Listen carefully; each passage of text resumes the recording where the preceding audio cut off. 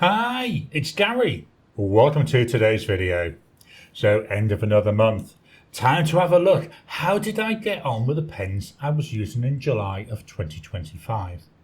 Join me now, down on the table, and we'll rank the pens, and I'll also show you the two pens that I brought in to replace some as they ran out of ink.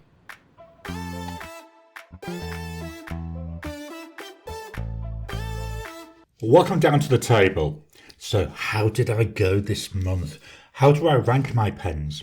We started off with a Kaigelu 222, which had that fine long blade knife.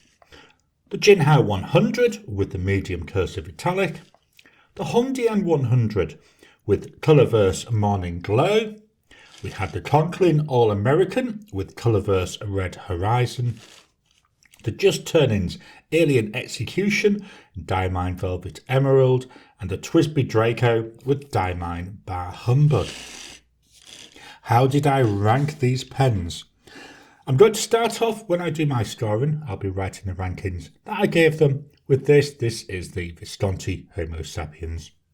So let's have a look.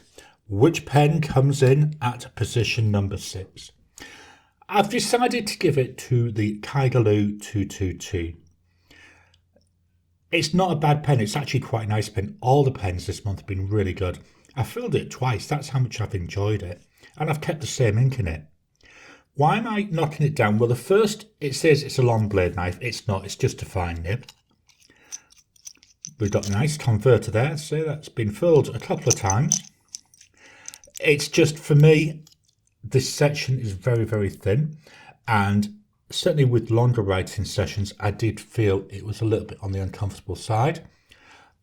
That's the only reason it's been marked down, which is, I'd say it's a bit of a shame because other than that, it's performed really, really well. But for ranking purposes, we come in at position number 6. At position 5, again, I had to think really hard about all these. I'm giving it to the HongDian 100. It's a heavy pen, it's a metal pen. It's a piston filler. And I've filled this once and it's nearly empty again. Got a nice nib on there. The section, nice width. It's metal though, and I do find my fingers have tended to slip a bit. And there's just the teeniest bit here at the bottom to stop my fingers from going over the edge. And a couple of times I found my fingers nearly on the nib. Lengthwise, yeah, it's not too bad.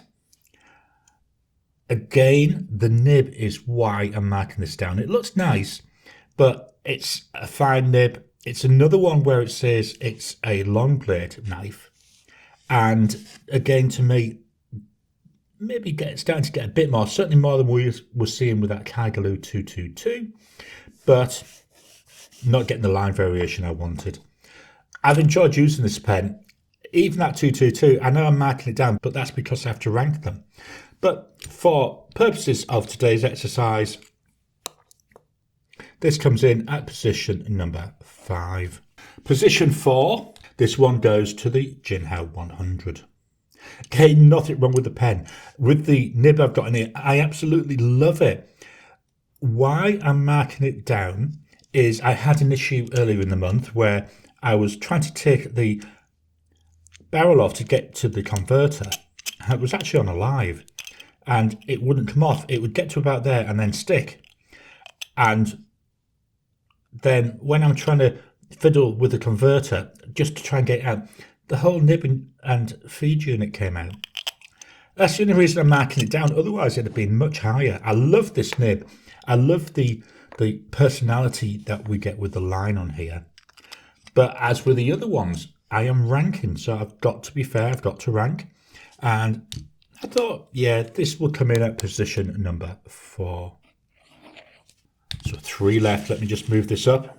There's the 3 that are remaining. Just dropping in to interrupt your regular programming. Would you like to help support the channel? If so, please consider joining as a member. As a member, you'll get early access to my videos. I normally upload them a couple of days before they go out, and as soon as they're uploaded, they'll be released to members. There'll also be a shout out at the end of the videos, and then as we get the members coming in, we'll actually chat among ourselves and work out what other perks, what other things you'd like me to add in. You know, would you like maybe a monthly live chat just for members? All down to us. So please, if you can, consider joining the channel. A link will be in the description down below. At position number 4, you know, we're getting to the thin end here, but position 4, I've decided to give to the TWSBI Draco. Beautiful looking pen. With this ink, really, really nice, really writing well. I mean, you can see here, just look at that ink. There we go, look at the gorgeous shimmer coming off that. It's really enjoyable to write with. It's a nice writer. Why am I marking it down? 2 reasons. The first one, the piston window. Not the piston window, I don't know. The ink window. The ink window is really, really small. I don't know if you can see. That looks wide enough to use, but that's not the full window. Inside it, there's like a capsule, which is the bottom of the ink reservoir. So you can only just see it. The other reason, I know I'm always going on about this, the nib. The nib for this pen is just too small. It's a steel nib. Writes really well, so in terms of performance it's perfect. It's just, it looks odd when you see it in context of the full pen. So yeah, I'm being really picky. That's the reason it's been marked down. That's the reason it comes in at position number 3. Oh, it went a bit low there. Still got enough room when I mark the inks. At position number 2, we've got a choice of the Conklin All-American or the Just Turnings Alien Execution. Both of them are the same price, so this is going to be an interesting one. I've decided to go position 2 to the Just Turnings Enceladus model, and this is Jonathan Brooks Alien Execution. I love the pen, I love the looks of the pen. The ink I've got in here, Velvet Emerald, works really well. The nib on here, a double broad Yoho nib, works really well. Converter, again, it's already been cleaned out. I'd filled it twice again this month. It's been really, all my pens this month have been really heavily used. In the hand, yeah, it's not too bad. It's a nice fit. There we go. Nice length. Not postable, but I don't post my pens, so that doesn't bother me. And I really had to think very hard between these next 2. And I had to rank it. I would have quite happily given these both number 1. But when I was looking at them as a whole, I decided to give this position number 2. And I can't really go into too much more detail because I just loved using it. And the same with the Conklin All-American. I loved using that. This is a really good looking pen. I just find if I'm being extremely picky, and this is how I differentiated, the section just felt a little bit more comfortable. Another cartridge converter. This one has still got a bit of ink in it. As you can see, I've had to push that converter down. So this will be getting washed out. It's nice, so it's really nice to use. It's got a nice broad Yoho nib there. There we go. I just think when I'm looking at it, this is a little bit more simplistic. This is a pen I could take to more meetings, whereas with the Just Turnings one, that's more for when I'm in a coffee shop, when I'm at home. So for purposes of ranking, this comes in at position number 1. We've ranked the pens. Now it's time to rank the inks. So which ink came in at position number 6? For this one, again, having to think quite hard, I decided to give position number 6 of the inks to the HongDian 100 with Colorverse Morning Glow. There's nothing wrong with it. The only thing I'm saying, it's a grey ink. I'm not overly into grey inks. It still looks nice though, it's still enjoyable, but I'm having to rank, so position number 6.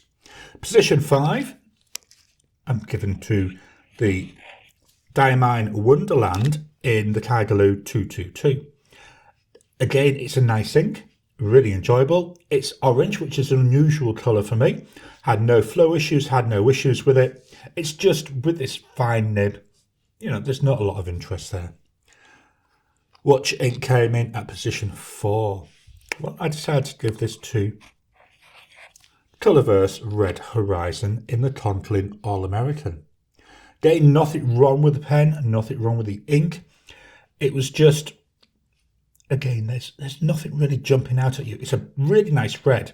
You know, I would say it would be my top 3 for favourite reds, so it's quite enjoyable. But when I was looking at it with the others, it was all right, but nothing to write home about. Position 3, here I've gone for Diamine Pick Me Up in that Jinhao 100.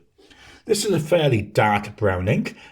You get away with a business meeting with this one, I think. Then on top of it, it's got this really nice green sheen, so it was quite a nice combo. It's enjoyable. It's fairly wet, but as we can see, you know, it does dry within a minute. I just found it's a really nice ink. Position number 2. This one goes to Diamine Velvet Emerald. It's nice as Velvet Emerald. It's a nice green colour. To be honest, that's why it's where it is. It's a beautiful green. Really like it. Again, it looks a little bit on the flat side. This is one of those where it could have done with either a bit of sheen or a bit of shimmer. That would have just added an edge to it. Which means the winning ink, position number 1, goes to Diamine Bar Humbug. And not just because of the name, Bar Humbug. That's my favourite name for an ink. I think it's really, really nice. And Bar Humbug doesn't just remind you of Scrooge. As I showed earlier, we've got this really nice red ink with a really nice, I can't remember if it was chameleon or shimmer, this one, but that's just sitting there on top. Looks really nice. Nice, enjoyable package. So let's turn over the page and look at the pens that I've brought in this month. I brought in 2 pens this month. The first one is by Jinhao. This is the Jinhao 159. And this is the pen that I was using to store the inks with. Just to show you this. There we go. Really nice pen. Enjoyable. Nice fit in the hand. It's got a really nice girth there on the section. Cartridge converter. It's a medium nib and it handles this ink really well. So the ink Diamine Chilly Nights. This is a Star Bright ink. So I know you can hardly see any of it there. Let me just show you. So it's like a blackish, a dark grey black there with a base, but with masses of that Star Bright, that silver there. And for $7 Aussie, wow, I mean, it's really good value. The other pen I brought in, I'm going to the opposite end of the spectrum, the Visconti Homo Sapiens. This is my most expensive pen, $1,397. I know I have to try and say it fast because, wow, it's a lot of money. It's a vacuum filler. Here we've got the nib. This is an 18 karat gold broad nib. This is a really wet writing pen, but it's a really nice pen to use. I love writing with this. It's got a beautiful feedback to it. The ink, Diamine Ghost, again, it's another grey ink. What I found with this though, at least when I'm writing, it goes down with a hint of green, but very quickly it dries to this grey colour. So let's take one final look at the pens. So the pens we've got at position number 6, the Kaigelu 222. Number 5, HongDian 100. Number 4, Jinhao 100. Number 3, the TWSBI Draco. Number 2, the Just Turnings Enceladus Alien Execution. Number 1, we had the Conklin. And my additional pens, the Jinhao 159 and the Visconti Homo Sapiens. I hope you've enjoyed today's video. So what do you think of my selection? What do you think of my ranking? Please drop your comments down below. Let's kickstart a conversation. How would you rank them? Would you do it any differently? Please hit the thumbs up button. Every time you like, every time you comment, just helps with the YouTube algorithm. If you haven't already, please subscribe to my channel so that you can get new videos as I release them. I'll talk to you again soon.